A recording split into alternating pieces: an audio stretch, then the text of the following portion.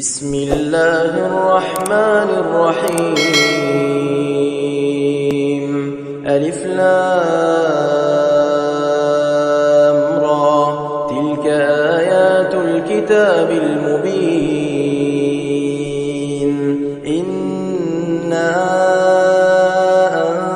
أنزلناه قرآنا عربيا لعلكم تعقلون. نحن نقص عليك أحسن القصص بما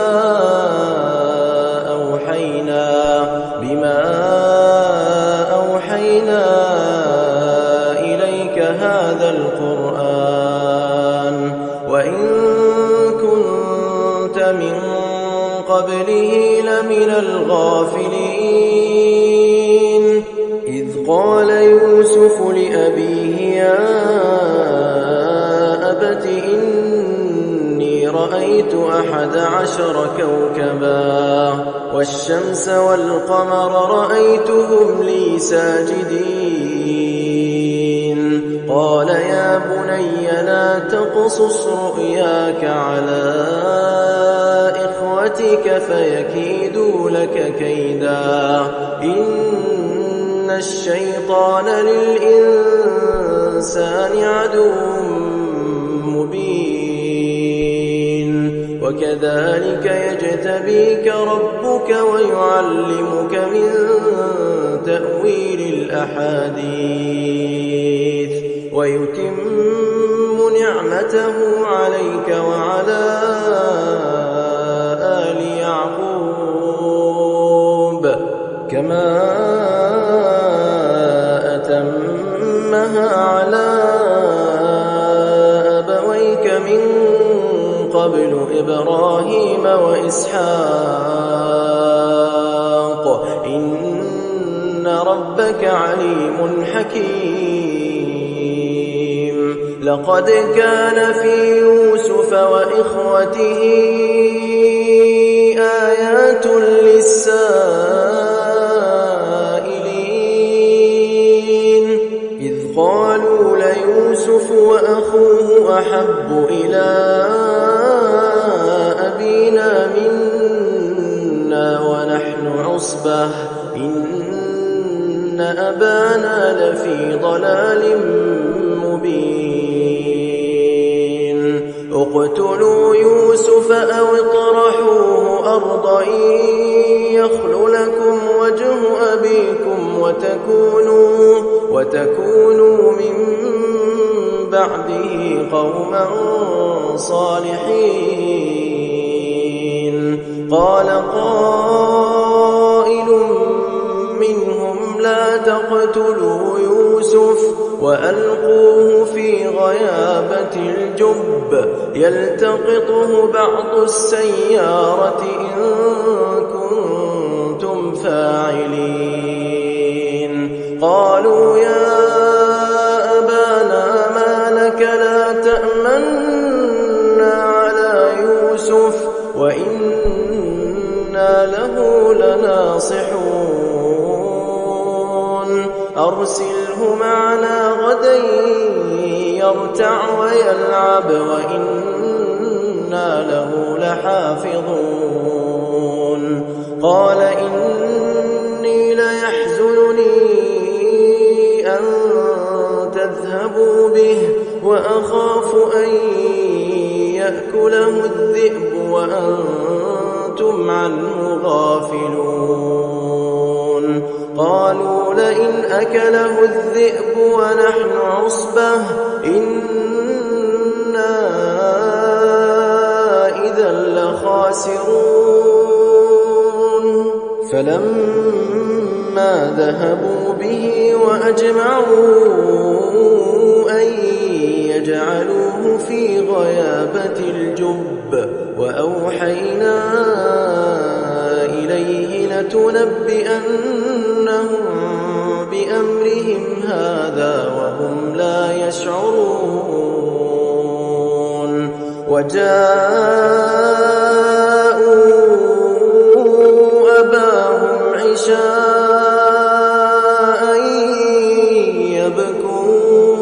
يبكون. قالوا قالوا يا أبانا إنا ذهبنا نستبق وتركنا يوسف عند متاعنا فأكله الذئب وما أنت بمؤمن لنا ولو كنا صادقين وجاءوا على قميصه بدم كذب قال بل سولت لكم أنفسكم أمرا فصبر جميل والله المستعان على ما تصفون وجاءت سيارة فأرسلوا واردهم فأدلى دلوه قال يا بشرى هذا غلام وأسروه بضاعة والله عليم بما يعملون وشروه بثمن بخس دراهم معدودة وكانوا فيه من الزاهدين وقال الذي اشتراه من مصر لامرأته أكرمي مثواه عسى أن ينفعنا أو نتخذه ولدا وكذلك مكنا ليوسف في الأرض ولنعلمه من تأويل الأحاديث والله غالب على أمره ولكن أكثر الناس لا يعلمون ولما بلغ أشده آتيناه حكما وعلما وكذلك نجزي المحسنين وراودته التي هو في بيتها عن نفسه وغلقت الأبواب وقالت هيت لك قال معاذ الله إنه ربي أحسن مثواي إنه لا يفلح الظالمون ولقد همت به وهم بها لولا أن رأى برهان ربه كذلك لنصرف عنه السوء والفحشاء إنه من عبادنا المخلصين واستبق الباب وقدت قميصه من دبر وألف يا سيدها لدى الباب قالت ما جزاء من أراد بأهلك سوءا إلا أن يسجن أو عذاب أليم قال هي راودتني عن نفسي وشهد شاهد من أهلها إن كان قميصه قد من قبل فصدقت وهو من الكاذبين وإن كان قميصه قد من دبر فكذبت وهو من الصادقين فلما رأى قميصه قد من دبر قال إنه من كيدكن إن كيدكن عظيم يوسف أعرض عن هذا واستغفري لذنبك إنك كنت من الخاطئين وقال نسوة في المدينة امرأة العزيز تراود فتاها عن نفسه قد شغفها حبا إنا لنراها في ضلال مبين فلما سمعت بمكرهن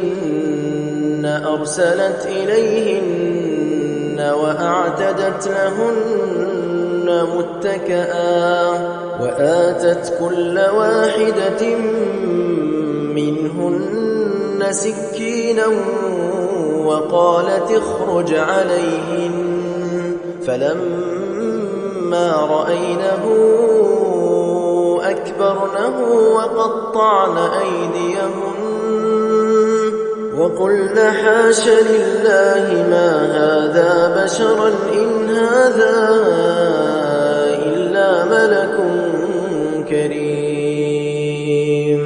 قالت فذلكن الذي لمتنني فيه ولقد راودته عن نفسه فاستعصم ولئن لم يفعل ما آمره ليسجنن وليكون من الصاغرين قال رب السجن أحب إلي مما يدعونني إليه وإلا تصرف عني كيدهن أصب إليهن وأكن من الجاهلين فاستجاب له ربه فصرف عنه كيدهن إنه هو السميع العليم ثم بدا لهم من بعد ما رأوا الآيات ليسجننه حتى حين ودخل معه السجن فتيان قال أحدهما إني أراني أعصر خمرا وقال الآخر إني أراني أحمل فوق رأسي خبزا تأكل الطير منه نبئنا بتأويله إنا نراك من المحسنين قال لا يأتيكما طعام ترزقانه إلا نبأتكما بتأويله قبل أن يأتيكما ذلكما مما علمني ربي إني تركت ملة قوم لا يؤمنون بالله وهم بالآخرة هم كافرون واتبعت ملة آبائي إبراهيم وإسحاق ويعقوب ما كان لنا أن نشرك بالله من شيء ذلك من فضل الله علينا وعلى الناس ولكن أكثر الناس لا يشكرون يا صاحبي السجن أأرباب متفرقون خير أم الله الواحد القهار ما تعبدون من دونه إلا أسماء سميتموها أنتم وآباؤكم ما أنزل الله بها من سلطان إن الحكم إلا لله أمر ألا تعبدوا إلا إياه ذلك الدين القيم ولكن أكثر الناس لا يعلمون يا صاحبي السجن أما أحدكما فيسقي ربه خمرا وأما الآخر فيصلب فتأكل الطير من رأسه قضي الأمر الذي فيه تستفتيان وقال للذي ظن أنه ناج منهما اذكرني عند ربك فأنساه الشيطان ذكر ربه فلبث في السجن بضع سنين وقال الملك إني أرى 7 بقرات سمان يأكلهن 7 عجاف و7 سنبلات خضر وأخر يابسات يا أيها الملأ أفتوني في رؤياي إن كنتم للرؤيا تعبرون قالوا أضغاث أحلام وما نحن بتأويل الأحلام بعالمين وقال الذي نجا منهما وادكر بعد أمة أنا أنبئكم بتأويله فأرسلون يوسف أيها الصديق أفتنا في 7 بقرات سمان يأكلهن 7 عجاف و7 سنبلات خضر وأخر يابسات لعلي أرجع إلى الناس لعلهم يعلمون قال تزرعون 7 سنين دأبا فما حصدتم فذروه في سنبله إلا قليلا مما تأكلون ثم يأتي من بعد ذلك 7 شداد يأكلن ما قدمتم لهن إلا قليلا مما تحصنون ثم يأتي من بعد ذلك عام فيه يغاث الناس وفيه يعصرون وقال الملك ائتوني به فلما جاءه الرسول قال ارجع إلى ربك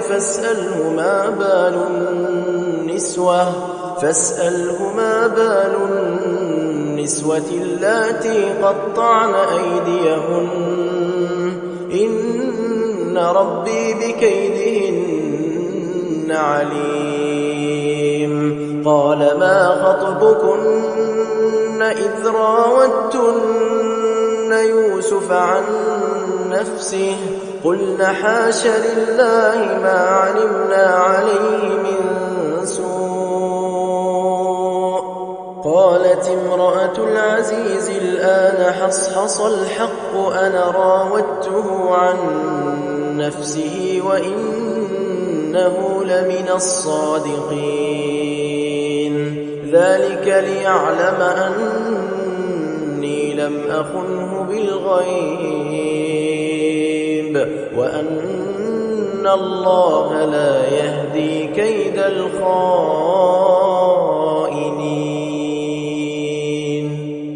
وما أبرئ نفسي إن النفس لأمارة بالسوء إلا ما رحم ربي إن ربي غفور رحيم. وقال الملك ائتوني به أستخلصه لنفسي فلما كلمه قال إنك اليوم لدينا مكين أمين. قال اجعلني على خزائن الأرض إني حفيظ عليم. وكذلك مكنا ليوسف في الأرض يتبوأ منها حيث يشاء نصيب برحمتنا من نشاء ولا نضيع أجر المحسنين. ولأجر الآخرة خير للذين آمنوا وكانوا يتقون. وجاء إخوة يوسف فدخلوا عليه فعرفهم وهم له منكرون. ولما جهزهم بجهازهم قال ائتوني بأخ لكم من أبيكم ألا ترون أني أوفي الكيل وأنا خير المنزلين. فإن لم تأتوني به فلا كيل لكم عندي ولا تقربون. قالوا سنراود عنه أباه وإنا لفاعلون. وقال لفتيانه اجعلوا بضاعتهم في رحالهم لعلهم يعرفونها إذا انقلبوا إلى أهلهم لعلهم يرجعون. فلما رجعوا إلى أبيهم قالوا يا أبانا منع منا الكيل فأرسل معنا أخانا نكتل وإنا له لحافظون. قال هل آمنكم عليه إلا كما أمنتكم على أخيه من قبل فالله خير حافظا وهو أرحم الراحمين. ولما فتحوا متاعهم وجدوا بضاعتهم ردت إليهم قالوا يا أبانا ما نبغي هذه بضاعتنا ردت إلينا ونمير أهلنا ونحفظ أخانا ونزداد كيل بعير ذلك كيل يسير. قال لن أرسله معكم حتى تؤتون موثقا من الله لتأتونني به إلا أن يحاط بكم. فلما آتوه موثقهم قال الله على ما نقول وكيل. وقال يا بني لا تدخلوا من باب أبواب متفرقة وما أغني عنكم من الله من شيء إن الحكم إلا لله عليه توكلت وعليه فليتوكل المتوكلون ولما دخلوا من حيث أمرهم أبوهم ما كان يغني عنهم من الله من شيء إلا حاجة في نفس يعقوب قضاها وإنه لذو علم لما علمناه ولكن أكثر الناس لا يعلمون ولما دخلوا على يوسف آوى إليه أخاه قال إني أنا أخوك فلا تبتئس بما كانوا يعملون فلما جهزهم بجهازهم جعل السقاية في رحل أخيه ثم أذن مؤذن أيتها العير إنكم لسارقون قالوا وأقبلوا عليهم ماذا تفقدون قالوا نفقد صواع الملك ولمن جاء به حمل بعير وأنا به زعيم قالوا تالله لقد علمتم ما جئنا لنفسد في الأرض وما كنا سارقين قالوا فما جزاؤه إن كنتم كاذبين قالوا جزاؤه من وجد في رحله فهو جزاؤه كذلك نجزي الظالمين فبدأ بأوعيتهم قبل وعاء أخيه ثم استخرجها من وعاء أخيه كذلك كدنا ليوسف ما كان ليأخذ أخاه في دين الملك إلا أن يشاء الله نرفع درجات من نشاء وفوق كل ذي علم عليم قالوا إن يسرق فقد سرق أخ له من قبل فأسرها يوسف في نفسه ولم يبدها لهم قال أنتم شر مكانا والله أعلم بما تصفون قالوا يا أيها العزيز إن له أبا شيخا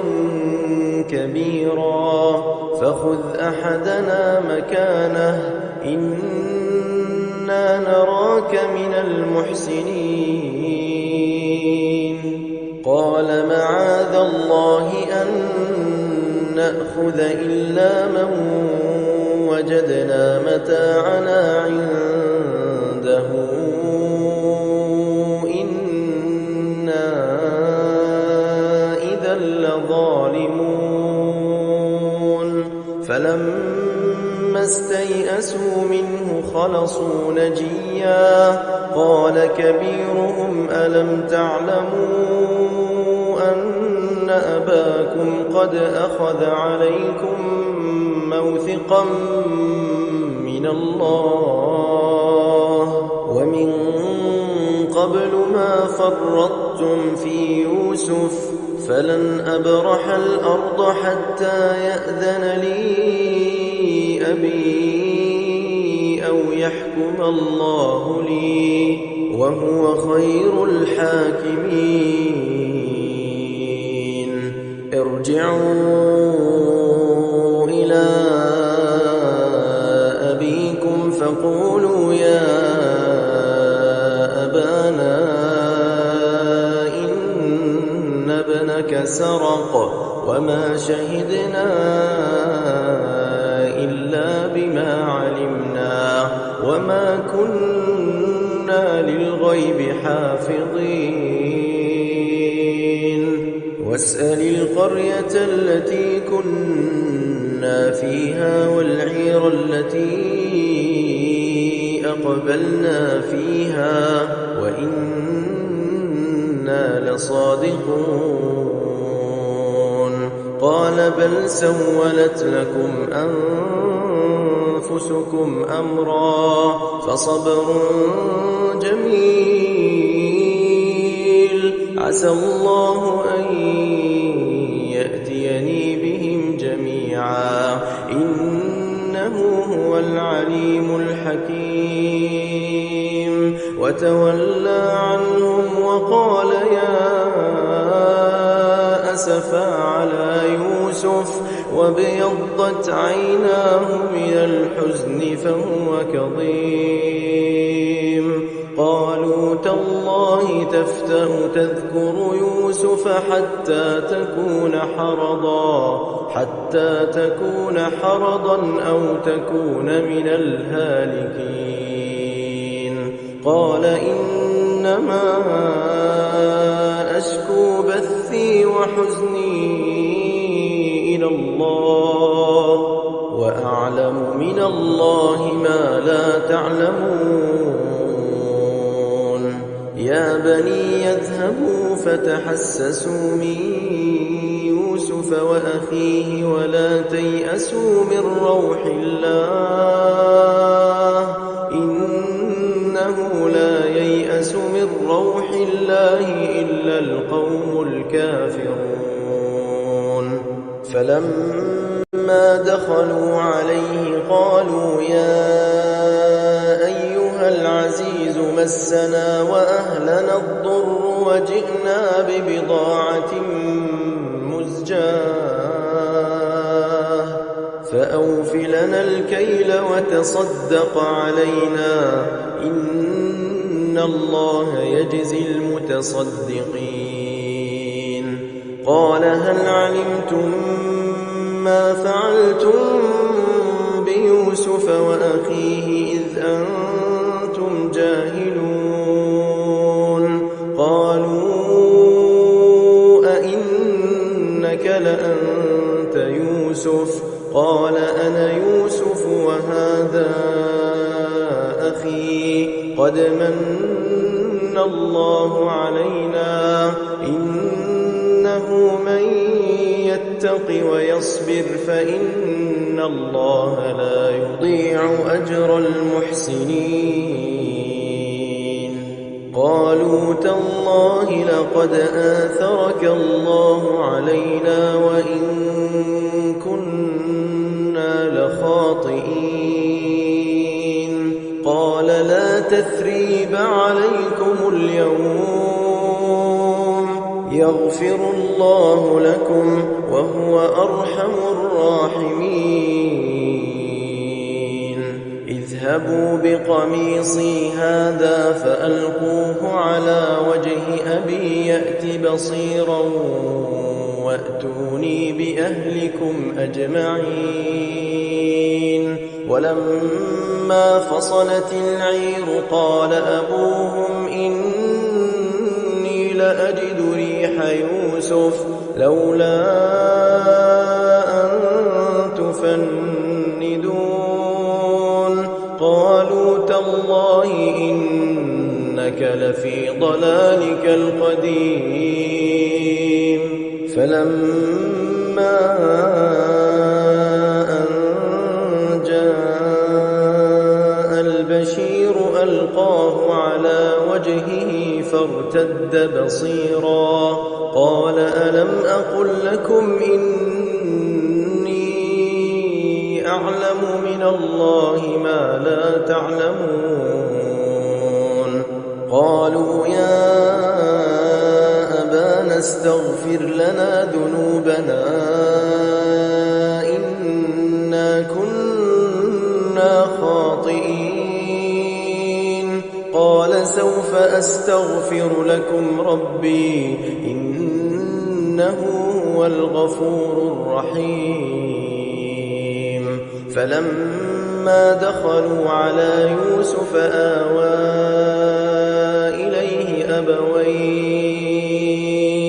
وقال ادخلوا مصر إن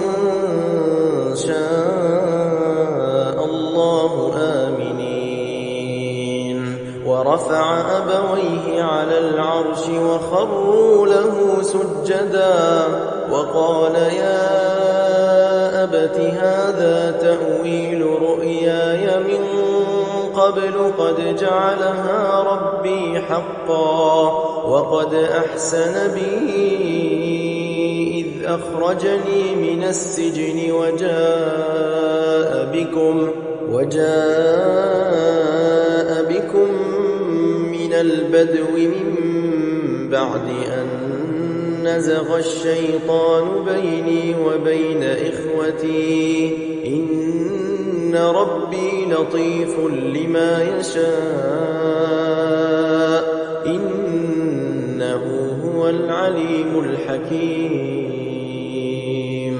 رب قد آتيتني من الملك وعلمتني من تأويل الأحاديث فاطر السماوات والأرض أنت وليي في الدنيا والآخرة توفني مسلما وألحقني بالصالحين ذلك من أنباء الغيب نوحيه إليك وما كنت لديهم إذ أجمعوا أمرهم وهم يمكرون وما أكثر الناس ولو حرصت بمؤمنين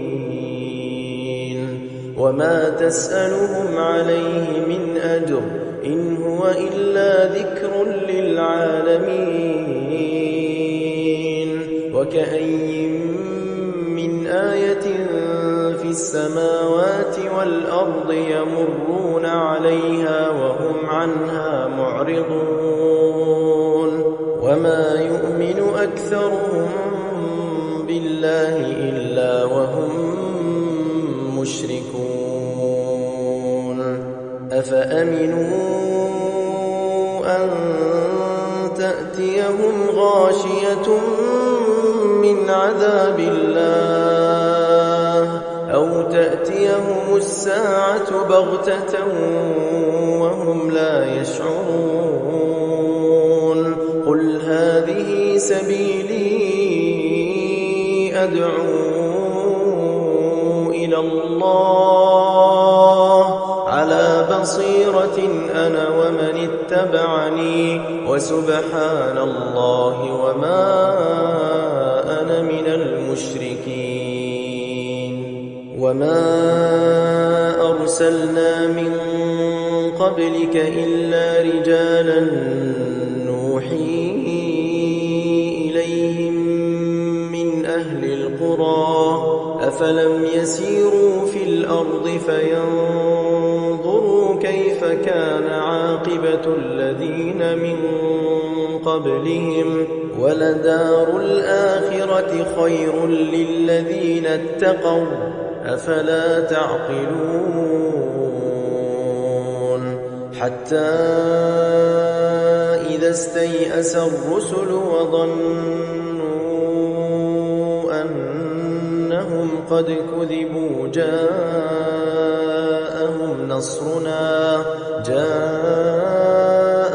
نصرنا فنجي من نشاء ولا يرد بأسنا عن القوم المجرمين لقد كان في قصصهم عبرة لأولي الألباب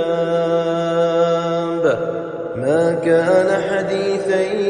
يفترى ولكن